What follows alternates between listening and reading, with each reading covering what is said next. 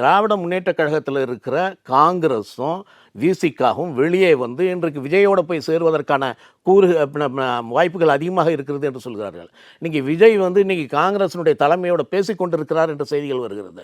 So அப்போ காங்கிரஸ் திமுகவினுடைய கூட்டணியும் உடைகிற நிலையில் இருக்கிறது. அதனால் அங்கிருந்து காங்கிரஸ் வெளியே வருவதற்கான வாய்ப்புகள் அதிகமாக இருக்கிறது. அங்கே இருக்கிற விடுதலை சிறுத்தைகள் கட்சிகள் அதிகமாக வெளியே வருவதற்கான வாய்ப்புகள் இருக்கிறது. அவங்க விஜயோட போய் சேர போகிறாங்க அப்படின்ற ஒரு கூற்றுப்பு இருக்குது. ஸோ அதனால் நீங்கள் அனைத்து இந்திய அண்ணா திராவிட முன்னேற்ற கழகத்தினுடைய எந்த கட்சி வரும் வராது என்று இன்னைக்கு சொல்ல முடியாது. ஆனால் எங்களோடு நாங்கள் பேசி கொண்டிருக்கிறோம். எல்லோரும் நாங்களோட ஒன்று சேர்ந்து திமுக வீழ்த்த வேண்டும் என்பதில் நாங்கள் சரியாக இருக்கிறோம். ஆனால் சரியான நேரத்தில் இதை நாங்கள் அறிவிப்போம் என்று தான் சொல்லியிருக்கிறார்கள்.